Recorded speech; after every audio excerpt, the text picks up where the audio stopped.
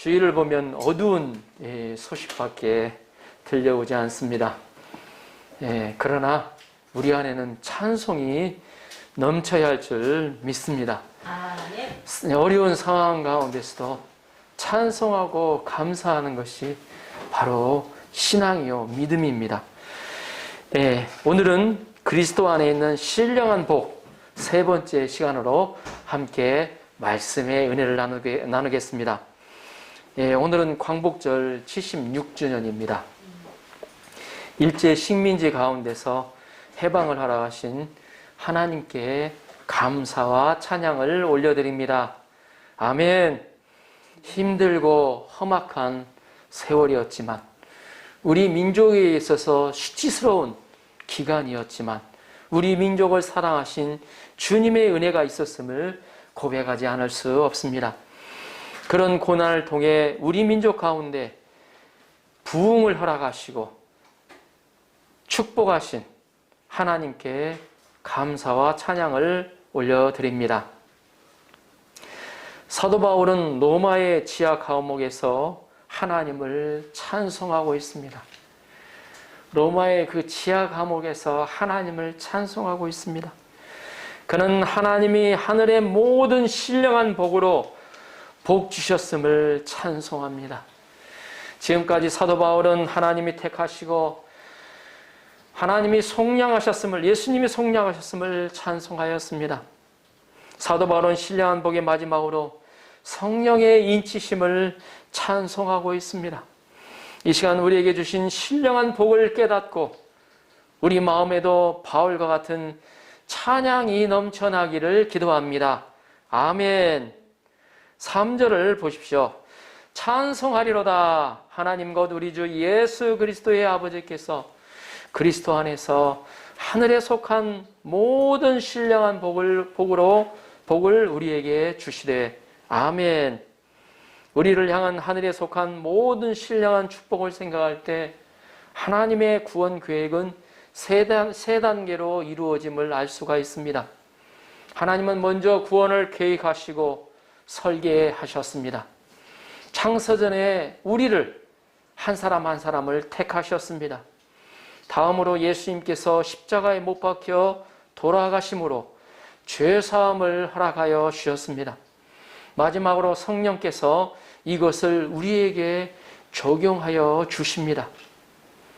하나님의 구원은 성부, 성자, 성령께서 함께 만드시는 장엄한 오케스트라와 같습니다. 성령의 인치심은 그 안에서, 곧 예수 그리스도 안에서 진리의 말씀, 곧 구원의 복음을 믿음으로 시작하였습니다. 13절을 보십시오. 13절 시작.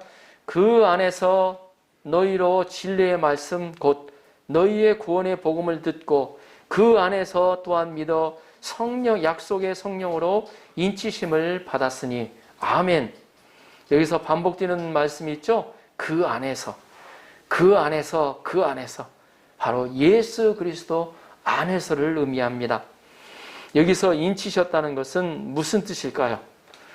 약속의 성령으로 인치심을 받았으니라고 나왔죠? 인치셨다는 것은 도장을 꽝 찍었다는 말입니다. 이 도장은 세 가지 의미가 있습니다. 첫째는 권위입니다. 임금의 도장은 임금과 어때요? 임금의 도장은 권위가 있습니다. 옛날에 임금의 도장을 옥쇄라고 했죠? 조선시대 보면 옥쇄라고 했습니다. 그래서 대통령이나 왕이 어느 문서에 도장을 찍으면 나라의 권위와 힘이 그때부터 발생하기 시작합니다. 성령이 인치셨다는 것은 바로 하나님의 권위로 하나님의 아들 삼으셨다는 것을 보증서는 것을 의미합니다. 하나님의 아들로 장차 하나님 나라를 주시겠다는 보증과 같습니다. 이게 얼마나 놀랍습니까? 둘째는 소유물이라는 뜻입니다. 미국 서부 영화를 보신 분은 아실 것입니다. 이 목장에 있는 말이나 소의 엉덩이에 이렇게 글자를 새겨진 그 불도장으로 찍는 것을 볼 수가 있습니다. 그 도장을 통해 자기의 소유라는 것을 나타냈죠. 예, 우리 재산도 어때요? 거래를 할 때 도장을 찍잖아요. 그와 마찬가지로 성령의 인치신 것은 우리가 하나님의 소유라는 증거를 드러내는 것입니다. 우리를 하나님의 자녀로 도장을 꽝 찍었다는 것입니다. 보이지는 않지만 하나님의 자녀라는 도장을 꽝 찍었다는 것입니다. 셋째는 안전 보장을 의미합니다. 우리가 내용물의 보안을 유지하기 위해서 봉투를 봉인하고 도장을 찍는 것을 보셨을 것입니다. 이것은 어때요? 안에 것은 보면 안 돼. 봐야 될 사람만 봐야 된다는 거죠. 어떤 경우는 또 왁스를 발라서 끈을 넣어가지고 인을 치는 경우도 있다고 합니다. 성령은 우리를 도장까지 찍어서 안전하게 보호해 주신다는 것입니다. 우리는 성령의 인치심에 대해서 두 가지를 배울 수가 있습니다. 첫째, 성령의 인치심은 그리스도 안에서 시작된다는 것입니다. 함께 따라서 해보겠습니다. 성령의 인치심은 그리스도 안에서 시작된다. 인치심은 그리스도 안에서 시작된다. 아멘. 13절 말씀을 볼 때 그 안에서 예수 그리스도 안에서를 강조를 했습니다. 바로 그리스도 안에서 시작된다는 것이 중요하다는 것입니다. 마호메트 석가모니 안에서 시작되는 것이 아닙니다. 예수 그리스도 안에서, 그 안에서 시작되는 것을 의미합니다. 구원은 선하고 좋은 일을 한다고 해서 이루어지는 것이 아닙니다. 그렇게 해서 이루어진다고 하면 어때요? 좋은 일 많이 한 사람은 구원을 받죠. 그런다고 해서 좋은 일을 많이 한다고 하죠. 구원은 인간의 의지나 노력에 의해서 이루어지는 것이 아니라 하나님의 선물이라는 것입니다. 에베소서 2장 8절에서는 분명히 이것을 밝히고 있습니다. 너희는 그 은혜에 의하여 믿음으로 말미암아 구원을 받았으니 이것은 너희에게서 난 것이 아니요 하나님의 선물이라. 너희에게서 난 것이 아니요, 이것은 너희에게서 난 것이 아니요 하나님의 선물이라고 강조하고 있습니다. 구원은 그래서 하나님의 선물입니다. 하나님께서 거저 값없이 주시는 것입니다.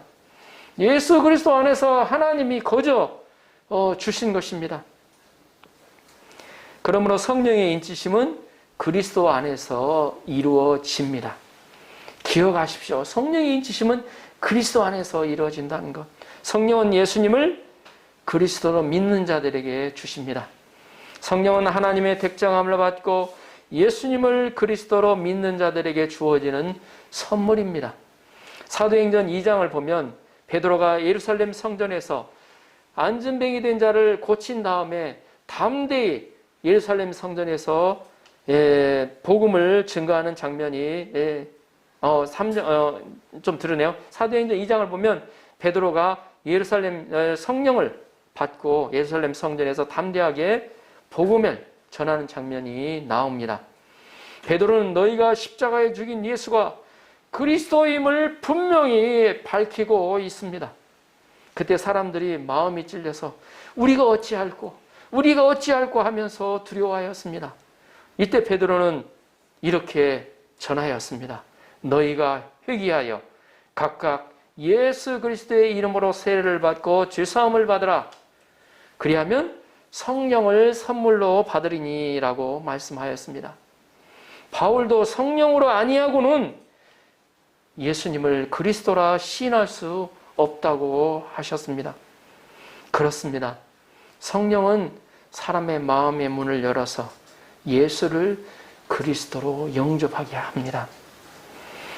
우리가 예수 그리스도를 영접할 때 성령의 인치심이 일어납니다.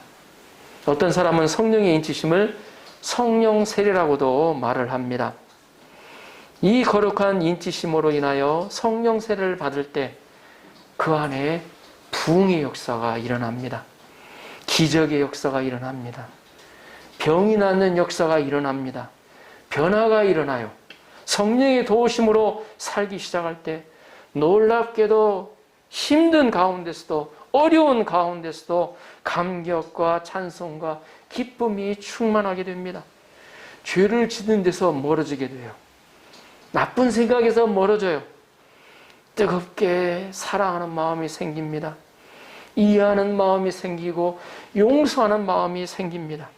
점점 거룩해집니다. 어떤 놀라운 신비로운 힘이 자기 안에서 자기도 모르게 역사하는 것을 체험하게 해준다는 것입니다.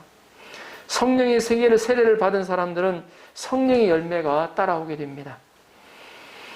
성령의 열매는 갈라디아서 5장 22절 23절에 기록하고 있는데 그 성령의 열매처럼 희락에서 시작해서부터 사랑, 그 사랑으로 하게 됩니다. 이사야 11장에 있는 것처럼 지혜와 총명의 영, 모략과 재능의 영, 지식과 영원을 경유하는 영입니다. 성령의 인치심을 받았다고 꼭 방언, 병 고치는 은사, 능력 행하는 은사를 받는 것은 아닙니다. 은사는 선물입니다. 그러므로 주시는 이의 때에 따라서 은혜로 주시는 것입니다. 그러므로 성령의 은사가 없다고 성령의 인치심을 받지 않았다고 생각해서는 안 된다는 것입니다. 방언 받지 않았다고 해서 성령의 인치심을 받지 않은 것은 아니라는 것입니다. 역사상 위대한 하나님의 종들은 이 거룩한 성령의 인치심을 경험했습니다. 오늘 기드온에 대해서 나왔죠. 기드온의 300용사를 통해서 미디안의 군사 11만 5천 명을 무찌르는 놀라운 기적의 역사가 일어납니다. 어떻게 그런 역사가 일어납니까? 하나님께서 3만이 모였어요. 그 가운데 또 골랐어요. 있지만 너무 많다. 그래 300명으로. 여러분 생각해 보십시오. 300명으로 어떻게 어때요? 그 수많은 곳에서 승리할 수가 있습니까? 예? 그 어때요? 그 궁영으로 들어가는 그 자체가 어때요? 두려워서 발을 어때요? 죽을까봐 뛰지를 못할 것입니다. 그러나 그들은 어때요? 하나님이 어때요? 성령에 사로잡혀서 하나님 힘으로 움직였다는 것입니다. 이런 성령의 인치심이 없는 사람에게는 누구든지 결코 부흥이 일어나지를 않습니다. 변화가 일어나질 않습니다. 사도행전 18장 마지막 부분에서 아볼로라는 사람을 통해 우리는 알 수가 있습니다. 그는 예수님에 대한 도를 아주 잘 알던 자였습니다. 성경도 아주 잘 알았습니다. 창세기에서부터 어때요? 요한계시록까지 꿰뚫고 알았습니다. 그때는 요한계시록 없었기 때문에 아볼로라는 사람이 어때요? 구약 성경을 어때요? 꿰뚫지 다 알았다는 거죠, 보면. 그래서 성경을 또 가르치고 예수님을 전하던 자였습니다. 그러나 그 사람에게는 성령의 열매가 없었습니다. 그는 예수님을 그리스도로 영접하지 않았기 때문입니다. 교회를 10년, 20년 다녔어도 아무 열매 없이 그냥 그렇게 어때요? 믿음을 가진 사람들이 있습니다. 반대로 예수 믿은 지 얼마 안 되었어도 성령의 열매를 무럭 어때요? 맺는 사람들이 있습니다. 우리가 어때요? 저와 여러분들 안에 이 어때요? 성령의 열매들이 가득 주렁주렁 열매 맺는 은혜가 충만하도록 주님의 이름으로 축원합니다. 아멘. 성령의 인치심을 받는 사람은 예수님을 중심으로 인생의 목적이 바뀝니다. 그 인생의 변화가 일어납니다. 내 생애 전체가 예수님께 맞춰지게 됩니다. 공부해서 성적 잘 맞는 것이 나의 목표가 아닙니다. 그리스도 예수님이 나의 목표가 됩니다. 어떤 사람들은 신비로운 체험을 많이 합니다.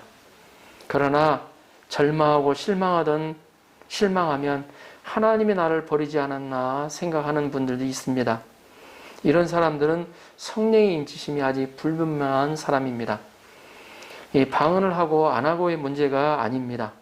그것은 물론 하면 좋은 것이라고 성경에도 사도 바울도 그렇게 얘기하고 있습니다. 안 해도 아무 문제될 것은 없습니다. 더욱 중요한 것은 천지가 무너져도 천사가 부인할지라도 정말 내가 하나님의 아들, 하나님의 소유가 되었다는 확신입니다. 하나님이 나를 아버지라, 하나님이 나의 아버지라는 확신이 있느냐 하는 것입니다. 이 확신이 있으면 어떤 시험이 와도 어떤 어려움이 오더라도 흔들리지 않습니다. 우리는 가난할 수도 있습니다. 살다 보면 어때요? 어려움에 처할 수도 있습니다. 또 병이 들 수도 있습니다. 하나님의 아들이 되면 이 모든 상황 가운데서도 감사하게 됩니다. 이 모든 것을 통하여 하나님의 사랑을 알고 감사하게 됩니다. 감사의 눈물을 흘립니다. 하나님의 아들로서의 정체성이 생깁니다. 누가복음 15장에 나오는 탕자 비유에서 아버지는 큰아들에게 내 것이 다 내 것이라고 하였습니다. 이 탕자 비유를 보면 어때요? 작은 아들이 어때요? 멀리서 돌아왔을 때 아버지가 어때요? 기뻐서 어때요? 잔치를 벌이잖아요. 그러니까 어때요? 큰아들이 딱 나와서 보면 하도 기가 막히거든요. 아버님 보니까, 아버지 보니까 어찌 어때? 이런 허랑방탕하게 어때? 다 자기 재산을 허랑방탕하게 어때? 다 소비한 자에게 어떻게 이런 걸 해줄 수 있냐고. 그렇게 예수님 앞에, 아니 그 아버지 앞에 불평불만을 하죠. 그때 아버지가 그 아들, 큰아들에게 하는 말이 이 말입니다. 내 것이 다 내 것이라고 하였습니다. 하나님의 아들로서 정체성이 있는 자는 모든 것에 대해서 감사하게 됩니다. 상황에 따라 불평불만하는 것은 정체성이 없는 것입니다. 아들로서 정체성을 갖는 이것이 성령께서 인치시는 역사입니다. 이것이 바로 성령의 세례입니다. 성령 세례라는 것이 이 확신에서부터 시작이 됩니다. 이것은 단순히 인간의 이성이나 의지로 되는 것이 아닙니다. 성령님이 내 안에서 말씀하십니다. 바로 그 하나님이 내 하나님이시니 너는 하나님의 아들이니라. 아멘. 여기서 저의 간증을 짧게 하도록 하겠습니다. 제 안에 하나님께서 은혜를 주신 것이 뭔 일이 일어나더라도 하나님의 선한 계획이 있다는 눈 가운데서 보게 되는 은혜를 제 안에 믿음을 주셨다는 것입니다. 저도 신앙생활을 하면서 불평불만을 많이 했습니다. 특히 3년 전에, 4년 전이죠. 아들이 또 뭐 자기 나름대로 뭐 돈을 벌어서 학교에 다니려고 했는지 어떻게 모르겠지만 그 계획 가운데 좀 다른 좀 안 좋은 그런 조직에 휘말려들어서 이 유치장에 간 적이 있었습니다. 그때 제 마음 가운데 하나님이 왜 제게만 이런 어때요? 고난을 주시나요? 제 마음 가운데 항상 어때요? 평탄한 길을 원했기 때문에 그때 그 사건을 통해서 제 안에 어때요? 마음에 한 가지 결단을 하게 됐어요. 하나님은 선하신 분이다. 그때 그런 결단을 하면서 그 제일 붙들었던 게 그 요셉의 하나님을 붙든 것 같아요. 요셉의 하나님을 붙들면서 하나님은 반드시 이를 통해서 선한 계획과 뜻 가운데, 물론 아들이 잘못해서 이렇게 유치장에 갔지만 선한 계획 가운데, 선한 계획과 뜻 가운데 하나님이 인도하신다는 어때요? 그것을 어때요? 제 안에 어때요? 그때는 어때요? 믿는 믿음 가운데 하나님이 감사하게 됐어요. 그리고 인내하게 됐어요. 근데 하나님이 어떻게 일하고 어떻게 한국 또 군대에 가게 되고 한국에서 지금은 이제 생활하고 있는데 요즘에도 보면 제 안에 우리 이제 또 희원이 또 입원하는 것을 통해서 제 안에 다가오는 게 뭐냐면 제 안에는 요즘에는 이런 게 사라졌어요. 보면 왜 나에게 저런 어때요? 자꾸 어려운 일만 이렇게 부딪혀오나? 그런 생각보다도 하나님이 이 문제를 통해서 무슨 선한 계획을 가지고 계신가? 하는 생각이 들었어요. 그런 생각을 가지게 돼 있어요. 보면 하게 됐습니다. 그래서 이번 기회를 통해서 우리 희원이가 조금 어때요? 하나님께 대한 반항하는 마음이 있었거든요. 하나님 어때요? 하나님을 개인적으로 체험할 수 있는 기회가 되게 해달라고 기도하게 되었고 또 그녀의 어때요? 인생 어때요? 신앙을 위해서 기도하는 시간을 가지게 되었습니다. 이와 마찬가지로 이건 하나님이 나에게 주신 어때요? 은혜인 것 같아요.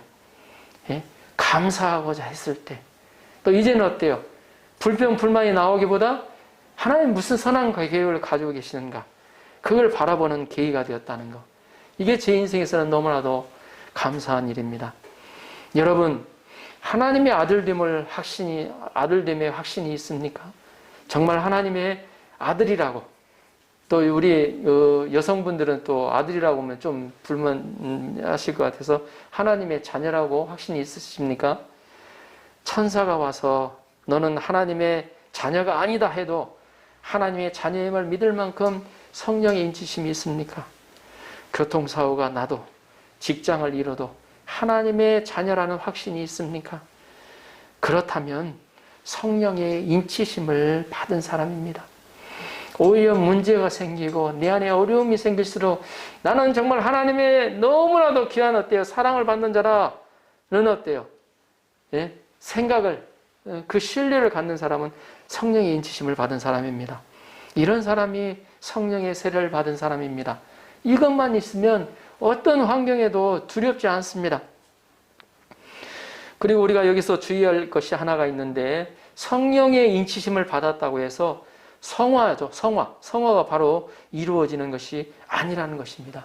성령의 인치심을 받았어요. 예수 그리스도 안에서 죄사함을 받고 성령의 인치심을 받았다고 해서 어때요? 바로 어때요? 거룩해지지 않는다는 것입니다. 성령의 인치심을 받았다고 해서 금세 성자가 되는 것이 아닙니다. 성자가 되었으면 좋겠죠. 제 마음도 그렇습니다. 그런데 성자가 안 됩니다. 성령의 인치심을 받았다고 금세 성자가 되는 것이 아니고 착각해서는 안 된다는 것입니다. 죄인은 죄인입니다. 못된 성격을 그대로 가지고 있습니다.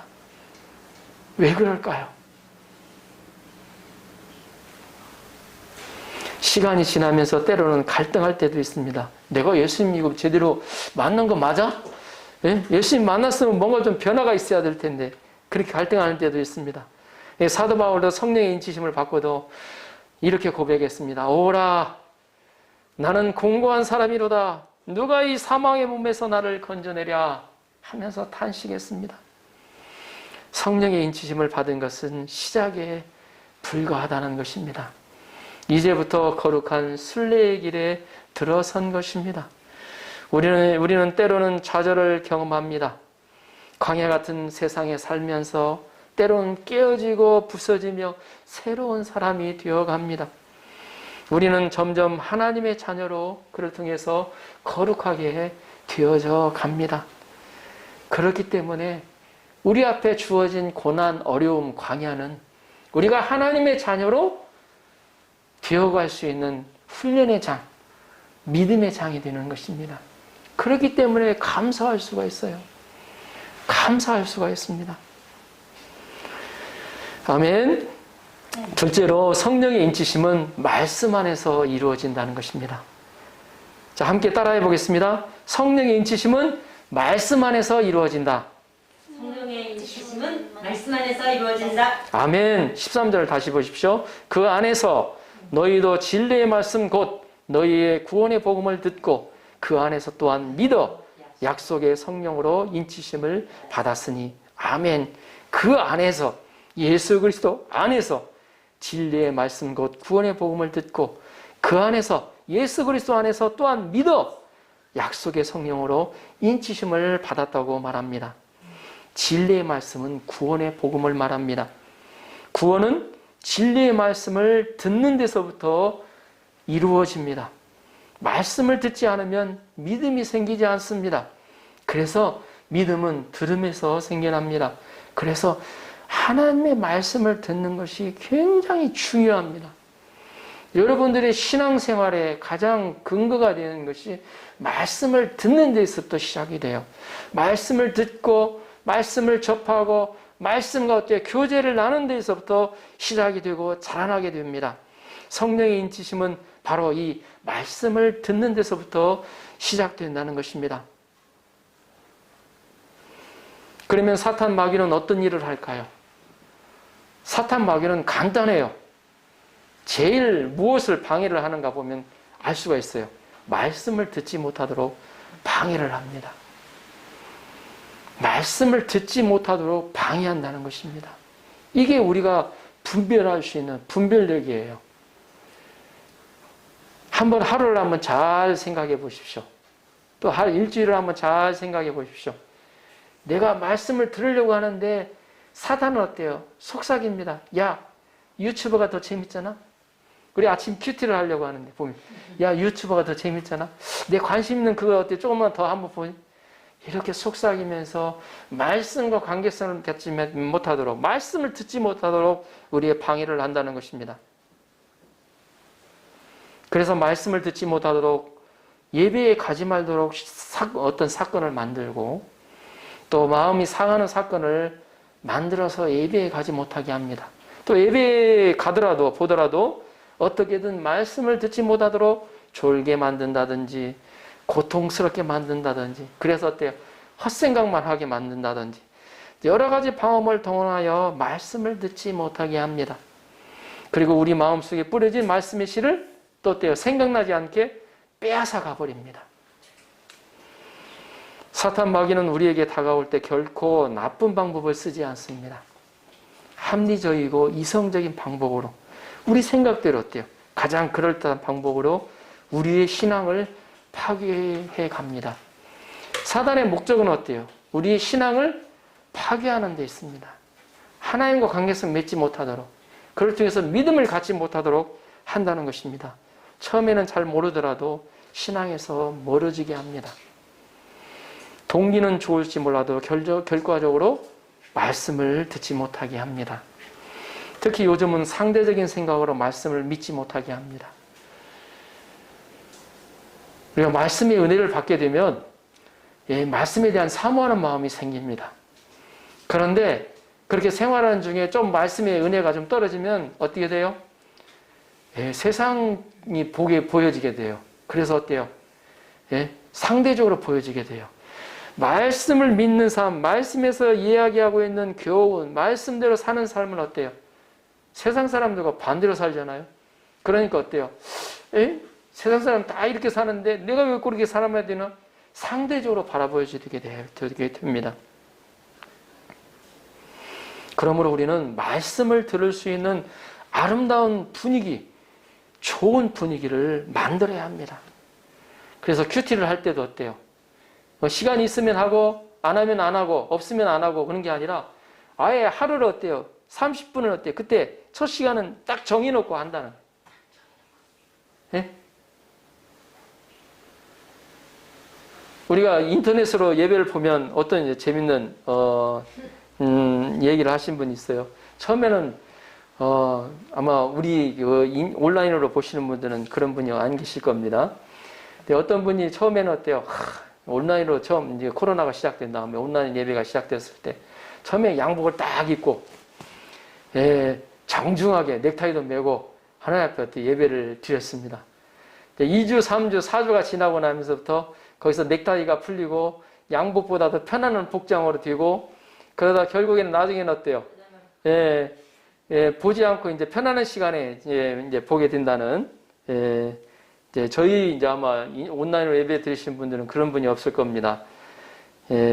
그래서 우리가 말씀을 들을 수 있는 좋은 분위기를 자기 스스로 만들어 가야 돼요.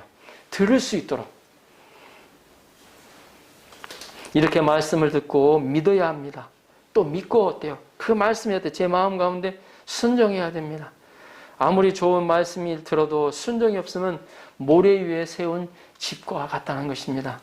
우리가 한 말씀이라도 믿고 순종하면 성령의 인치심을 받게 됩니다. 아멘. 그러면 하나님이 우리를 이렇게 하신 목적이 무엇입니까? 14절을 보십시오. 14절 같이 한번 읽어보겠습니다. 14절 시작.